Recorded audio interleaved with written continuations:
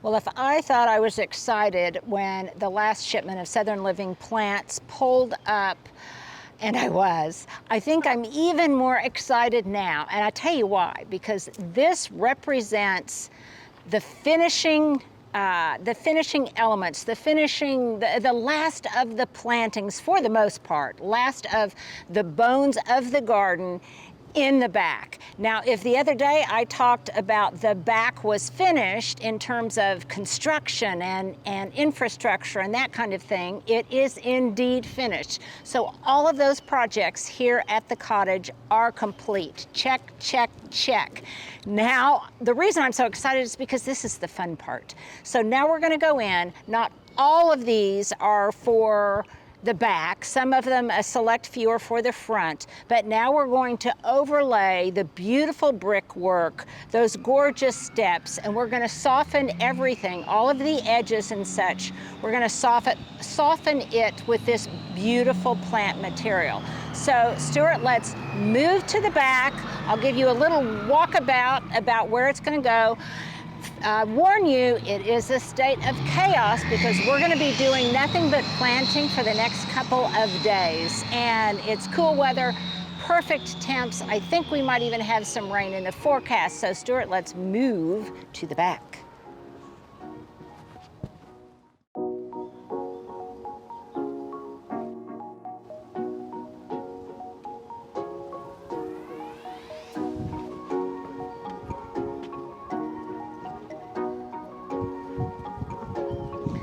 There's a bunch of them, Stuart.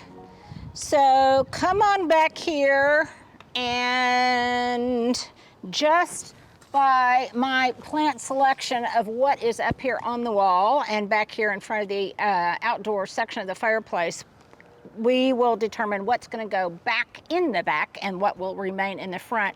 Okay, so I'm going to start out with this gorgeous pancake arborvitae, which, by the way, you guys, is my plant of the month on my newsletter. And if you are not yet signed up, indeed you need to do that, because I'm going to be talking about these plants and a lot of other things. Just go to www.lindavotter.com and you can sign up for our weekly email. So what I'm doing now is bringing the plants back here, and then I will stage them. And you guys know how I roll. I will put something someplace, I'll move it, I'll put it someplace else until I finally feel like I've got the composition right. And we can put all of the pieces together and start the planting. So Stuart, I am just going to start bringing plants back here. Got it? Okay.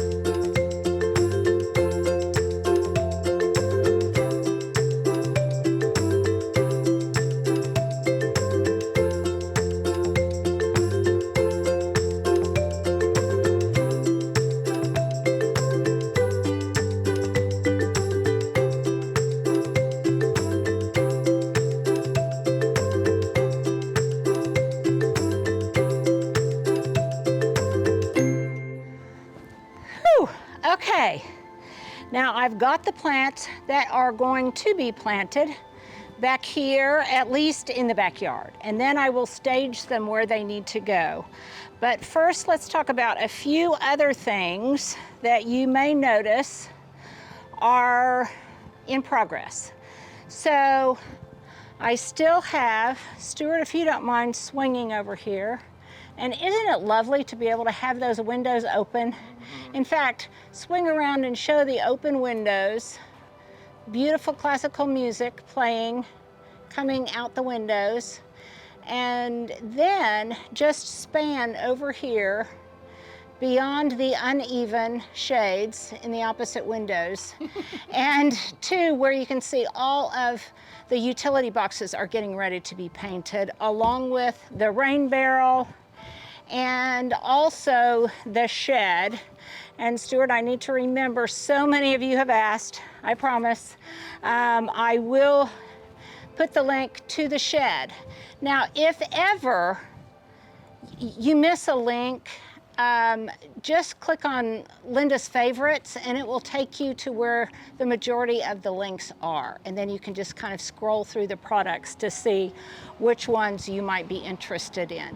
So something else that I did was take a bunch of coleus cuttings because I want to have multiples of what I think of as this combination. Sorry, over here. Multiples of this combination staged largely here at the corner and over this way. So you can see that I've already started another pot over here to bring this coleus with these deep golden and maroon colors. I've got this over here. And then I've got another pot that I have just filled with soil. And what I like about this time of year, you guys, is that a lot of times, if it's cool and if it's damp and if it's cloudy, I don't even worry about rooting the coleus first. A lot of times what I'll do is just get a pot,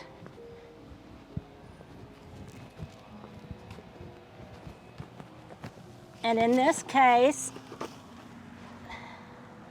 I'm going to use this one because it kind of looks like the others. And I've got some good quality potting soil in here. And then what I'm going to do is I'm just going to tuck those coleus cuttings in and water them really well. So what do I mean by that, in case you're not sure? Roots are going to start coming out from the leaf node. So the leaf node is right there, the place on the stem where new leaves emerge. And so all I'm going to do is just make an indentation in here. And then I'm just going to stick it in the ground. So cool. It is so complicated. It requires so much finesse and intellect. Beautiful. Yes, yes. And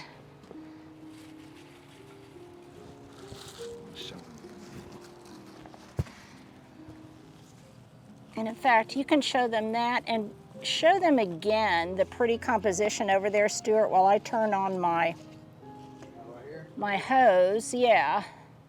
And in that, I have different things that I have showed you before.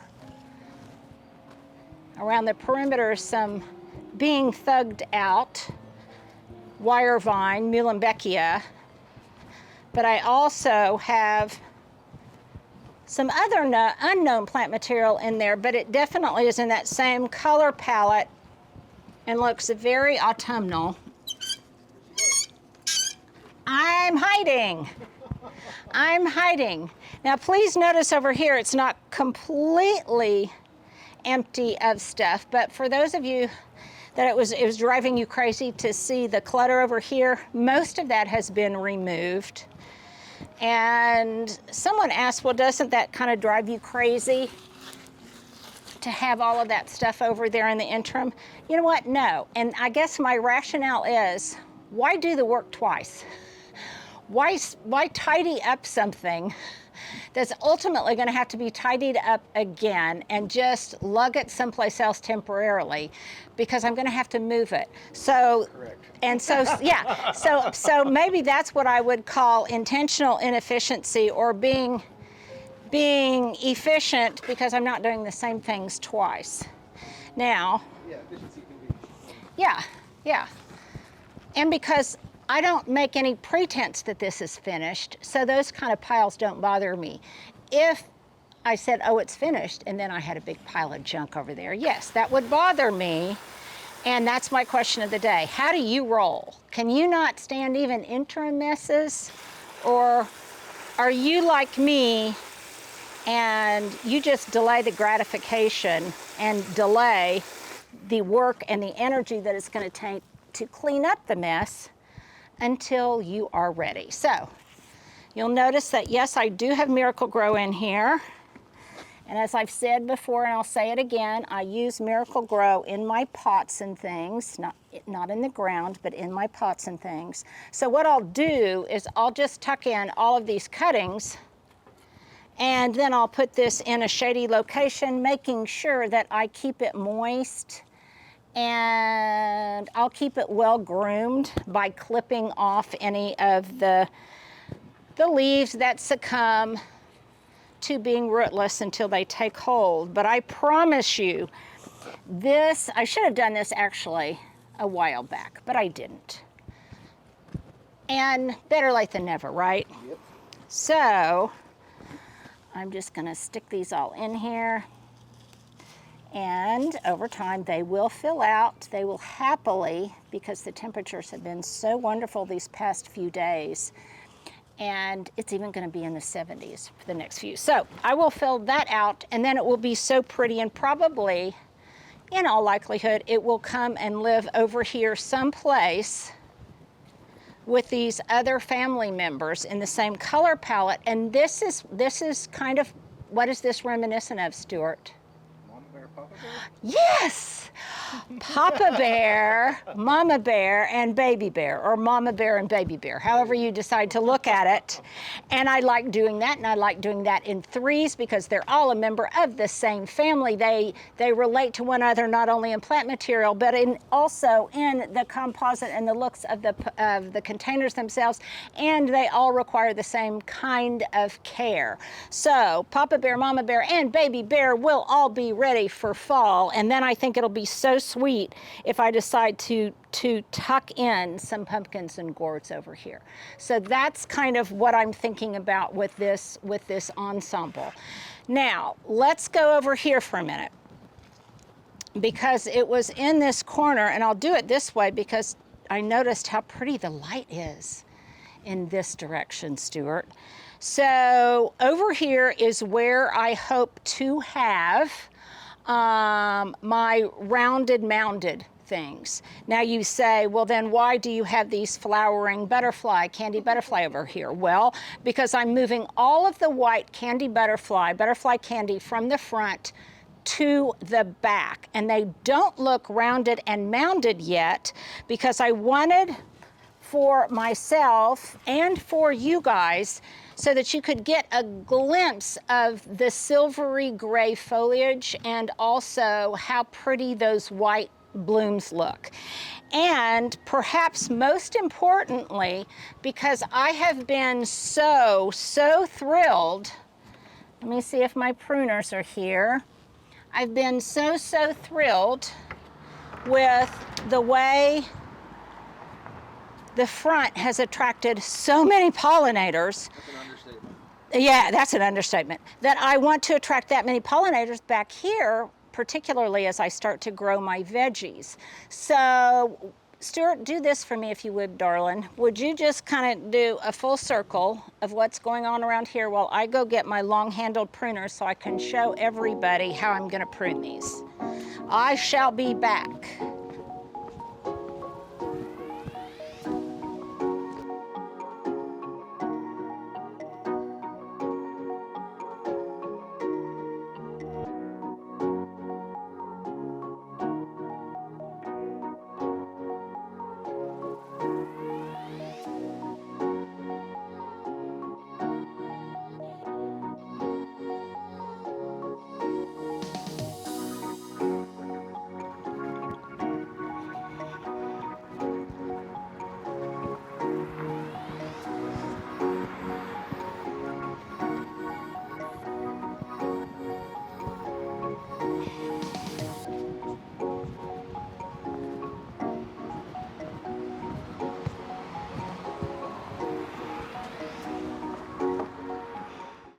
Well, here you go. Here's my Indiana Jones outfit of the day.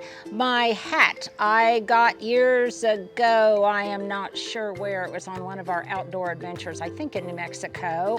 My top is a gift from Hubs. It's Howler Brothers. He just loves the Santa Fe vibe, the embroidery work and everything on these shirts. He has several in his own wardrobe. My breeches, I don't know. I've had them for as long as I can remember.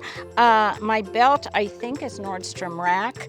My boots, okay, it is boot season again, my friends, and my favorite, easy to get on and easy to get off with my Frida socks, are these Hisea boots. I will definitely put a link to that, and I'll also be showing some of the other Hisea boots that I've got in my wardrobe. And of course, since I'm going to be doing some yard work today, I've got my very muddy Cool Job gloves that I just love. Let's see, earrings came from some kind of art show a million years ago. Stuart, I think that's about it, isn't it? Probably. Okay, so there you go. There is my Indiana Jones inspired outfit of the day. I'm back. Now, one thing that I am treating myself to, because they're at a great price point right now, I don't know how many times I have recommended this Worx Blower, especially on Channel 4, Stuart. I think I recommended it on, I don't know how many Channel 4 viewers bought this lightweight, battery-operated, handheld Worx Blower, and you can see how light it is, that it's not difficult at all for me to use. But I love it, and I have one. But I think I'm gonna really splurge, and I'm gonna get myself, maybe as a gift for when everything's completed, I'm gonna get myself one for the backyard too. So that way I don't have to go back and forth. But it is just,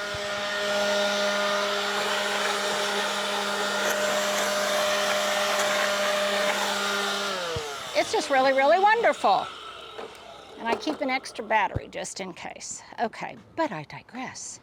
Okay, so let's talk a little bit about this butterfly candy. Now, part of the reason that it is overgrown is because I really didn't prune on it very much in the area that it was located. And this is the first time that I've tried these wonderful varieties, and so I haven't 100% been sure about its growth habit and how well it can take to hard pruning and things of that nature. Well, now I think I have enough experience that I know how much I can prune it. It probably is a little bit late to be doing this, but since the temperatures have cooled and I'm just now getting out in the garden, now's when I'm going to do it. It's sometimes, it may not be the optimal time, but it's when you can do it. That is, I guess, one of the things in my garden manifesto. I also know that these plants are tough, and I'm rest assured that these will be able to handle this kind of pruning. So what I'm going to do is prune it back pretty hard by about half, now that I know what the flowers are going to look like and what the foliage is going to look like. And by the way, I did this kind of hard prune to one of them in front last week, and it is already putting out new growth along the stems. So what this will do is I will have this kind of flowering, fluttering presence in my gray mounds that will counteract and play nicely in contrast to the evergreen structure that I intend to have here. And I can keep this kind of low and mounded just by pruning it at various stages in the growing season. Can you see that, Stuart? Yeah, I think it's a better angle. I just got to. Okay, yeah, kind of see what I've done. And now when I remove all of this, Remove that organic bag for me. yeah. And by the way, I did plant these myself. I have reinforcements coming in tomorrow to help with some more planting because I have worn myself out recently with some of the plantings I have done. And when I planted these, I did use some of this Espoma Biotone Starter Plus, and I added some more soil amendment back here because this soil really is not as wonderful as the front. Okay, so that's what I'm doing here. And yes, you'll ask me, these are my beloved Barnell pruners, and I know they're not always easily, you're not always able to find them, so I will try to put a link to this, and then I will also put a link to some others that I have, actually, some long bladed pruners that I typically use on this type of plant when I am shearing back some woody stems. So you can see that over time I can keep that pruned. This one isn't even planted yet. I can keep that pruned and it will have a mounded form. See what I mean? Yep. Okay. Now, this, of course, is deciduous, which means it will lose its leaves in the wintertime, which is why I am going to have next to it a pancake arborvitae that repeats kind of this same pattern of mounded growth. And this is beautiful and it's mounded, but I will clip it to be even more mounded and even tighter in form. And I will be showing in my newsletter some that I have used in containers in the past. Remember, Stuart, when we did the video with the ornamental peppers, and I think I even topiaried one of these. Yes, well, if you can find it, let's put it in here. If we can't find it immediately, because we're gonna have to get this up today, I will show it in my newsletter and we'll show it. Isn't that an awesome shirt? Yeah. Yeah, so if I ever miss an image or you wanna see an image and you request it, you can either look in my newsletter or look in the community tab, because that's where lots of it go. Turn on notifications. So Yeah, turn on notifications. And so there you go. I can do some more work on this. But see how beautiful that is going to look. Now for another mounded form, and I'm not 100% sure where these are going to go, I have another plant. And by the way, you guys are going to get some extra content here coming up, because I'm going to do individual videos and plant profiles on these plants that I am using. This one is just absolutely yummy. Dragon Prince Cryptomeria. It is drought and heat tolerant and takes full sun. I just love it because it reminds me of a plant that would grow in a far wetter, yeah, it does, doesn't it? yeah, far cooler environment. And I love the subtle gradations of the green and the blue. So this may be another mounded form, but in these videos, I will show you the plants, how I like to use them in the landscape, what their cultural requirements are, care and maintenance, and then whether or not and different ways to style them both in the ground and in containers. So those will be fun, shorter little snippets of videos that we'll be doing coming up. So that's something to look forward to. Okay, so obviously, this is going to be those low mounded forms that I so love, and then we will mulch it with my signature mulch of part gravel and part Happy Grow Landscape mix. And what I love about it is this stuff will grow, and one thing I kind of am trying to do is hide this hard rubber edging that we use to contain the brick. It will grow over it, it will kind of soften it. And just look at how pretty. Doesn't that light just look exquisite, Stuart?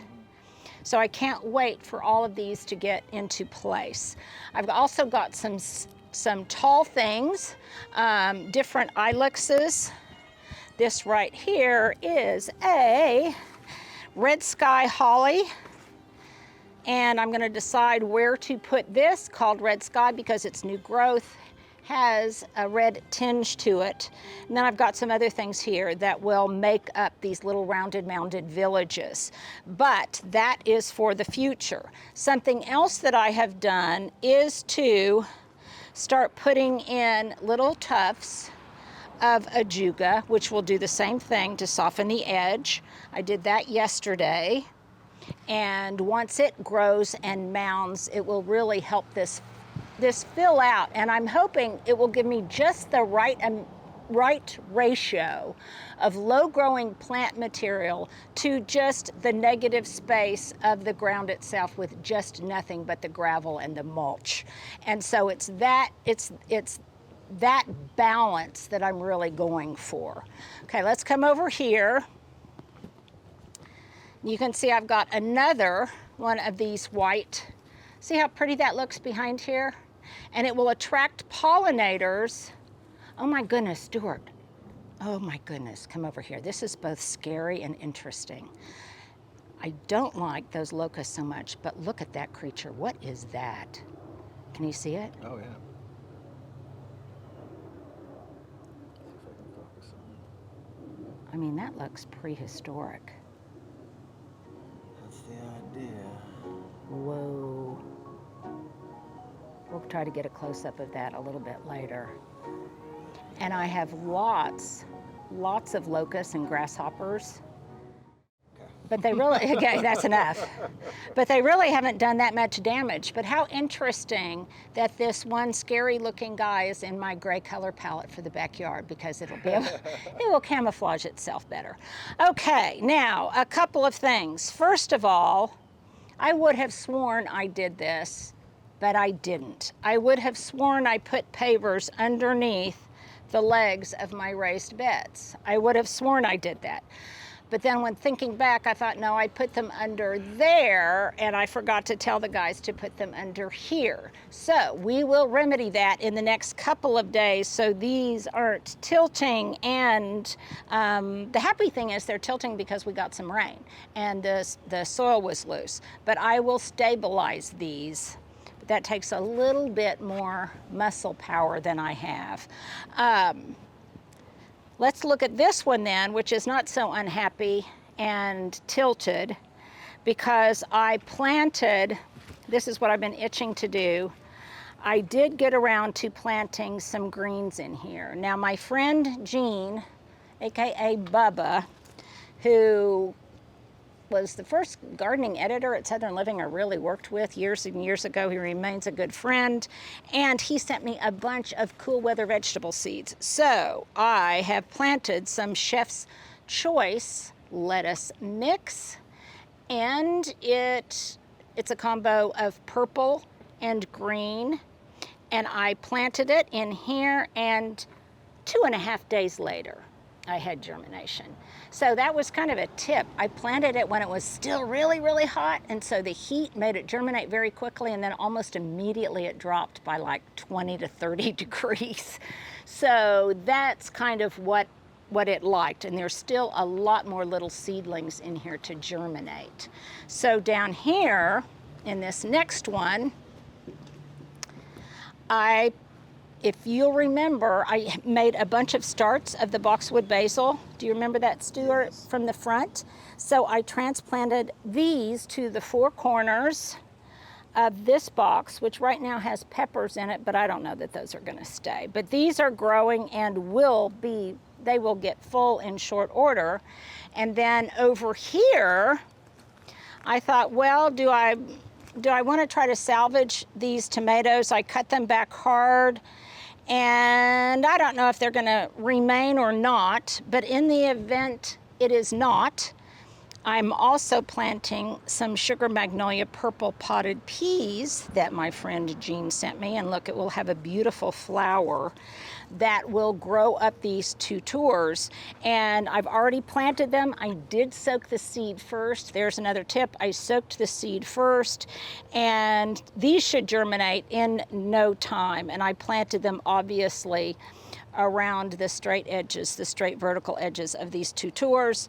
And if I decide that I want to remove the tomatoes completely, depending on the growth rate of the growth rate of these peas, then that all I'll do is just clip them off at the base, and I won't disturb the surrounding soil. So that's kind of what I've got going on over here, because I had to have some edibles. It had been too long, Stuart. so I've got that going here. Let's look from this vantage point now. In fact, you stand where I'm standing here, Stuart, if you don't mind, and look at that golden arborvitae. Can you see it? Oh my goodness, it really shines.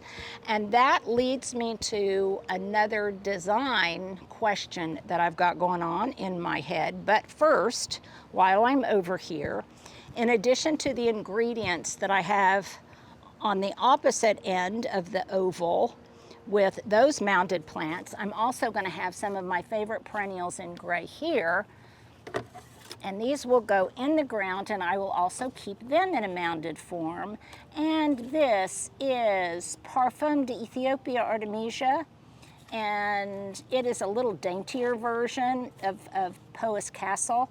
It was gifted to me, and I love the scent of it. So I will keep it low and mounded, and this as well. And this was also, and I'm not sure exactly what this is. Please tell me if you know, but these will give me that kind of soft gray appearance that I want, and these will die down in the wintertime, but then I will have the evergreen mounds over here, the pancake arborvitae, maybe the dragon prince cryptomeria, and these will be over here to ground this corner for winter interest.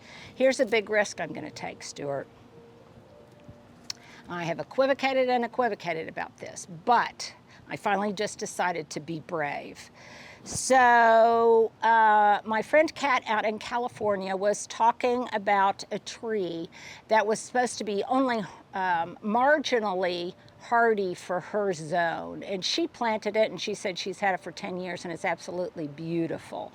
And this Silverado sage is marginally hardy here. And I have hesitated about ever planting Silverado sage that I really want to endure for any length of time, because I was scared off by some of the very, very intense cold temperatures that we've had in the past couple years. But I have had this for probably 6 years. And it has been in a container the entire time, and it goes into the greenhouse and then it comes back out. And historically, I have pruned it in a very tight ball form, tight topiary ball form. This year, I decided that I wanted it to grow out and have a free form vibe. And Stuart, I don't know, can you see these? Yeah, I got one. Yeah, they're just beautiful. And this too is a nice pollinator. So what I think I'm going to do is I'm going to try to plant it in the ground, and I'm going to see if any kind of reflected heat off of this brick wall will help it overwinter. I will mulch it really, really well. I might even cover the top of it, because it's a risk worth taking. I also want to do this because it really is kind of difficult to be in any kind of crowded greenhouse, and it always comes out and it has whitefly pretty badly, and I have to really treat it a lot with some organic chemicals, but nevertheless I have to treat it, and so it's a gardening risk worth taking, and I will be sad if I lose it, but if I don't, think how happy I will be. It's a risk versus reward kind of thing, and I don't want it in a pot anymore, so that is, I think, what I'm going to do. I relocated these angel wing begonias over here, and I am pinching on them pretty hard because, boy, the heat really took its toll on these guys, and they really wanted more light than they were getting over there. So I'm clipping these back. I am really feeding these, and I think in probably a week they will rebound and be just spectacular. And likewise, the Little Miss Figgies seem to be adapting without skipping a beat, and I'm hoping pretty soon, once they quit putting on root growth, they will start putting on top growth next year. So over here, this is my question, and this is what I'm deliberating on. So ever since I moved into the cottage, I have had these Encore azaleas here. And what I plan to do is put them in front where the Eugenia topiaries are once it gets too cold for them and they have to go inside. So I will replace these up front with them. But that will leave a void right here. So what I am thinking is that some of those, in fact, Stuart, right here, can we just take a moment and I'll go get one? Because I want your guys' input on this.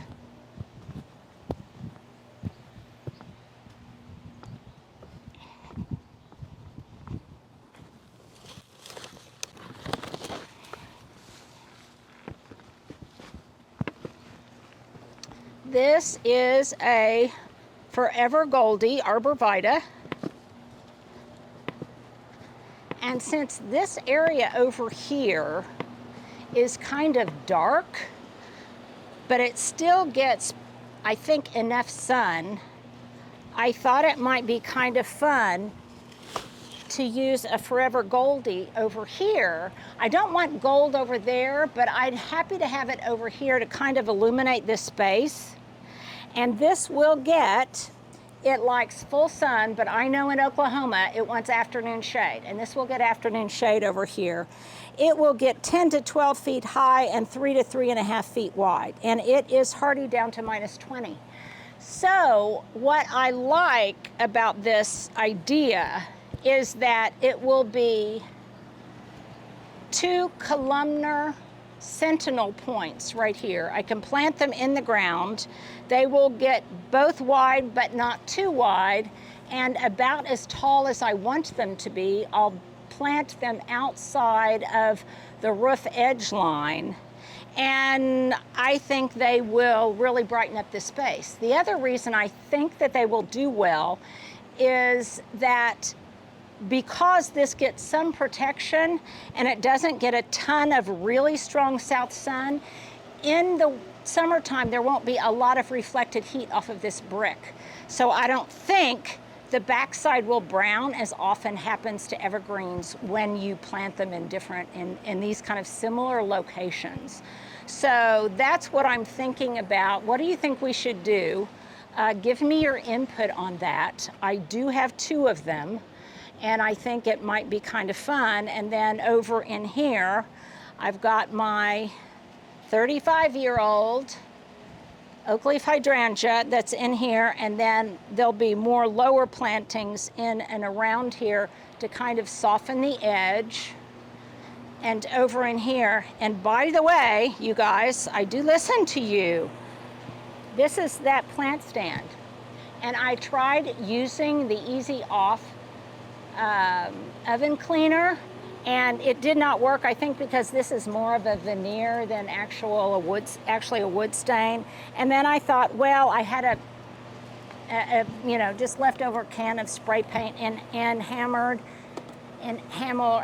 galvanized metal, and I thought, oh, I'll try spraying at that, but I don't like that either. So I'm still deciding what I want to spray this. I'm still debating on that. So many things to think about, so many things to think about.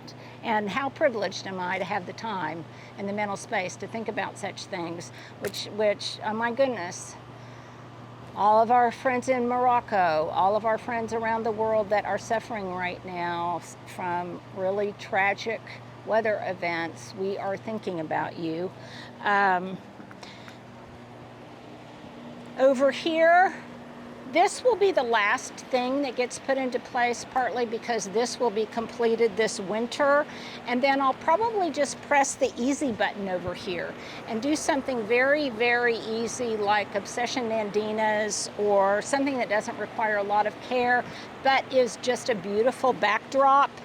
And then I'm also going to plant, to soften some of these edges, some of this soft caress Mahonia. You guys might remember that from the other house, and it really likes shade, and it puts out beautiful yellow flowers. Again, I'll do a plant profile on that.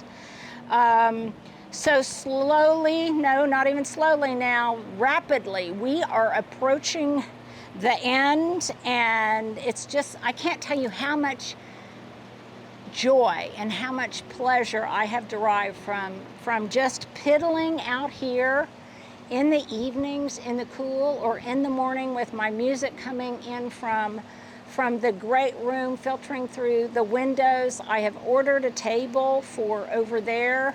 It will be deep enough so I won't hit my head on the windows. I'm anxious for that. I need to follow up on my wrought iron railing, and a few other things. So Stuart, I think we're making progress. Yeah. Yeah, yes, I do think we're making progress. And thank you to Southern Living Plants, as always, for producing such high quality plant material that can manage to survive the weather here in Oklahoma and throughout the South, and in other areas as well. They really are starting to get popular further north. So Stuart, have I forgotten anything? I think so. Okay, well, thank you guys for hanging out with me on this Wednesday walkabout. Make sure to hit the like button, subscribe if you're not already subscribed. Please tell others about this channel, and soon you will see more this coming weekend on Signature Style Saturday. You guys have a good rest of the week.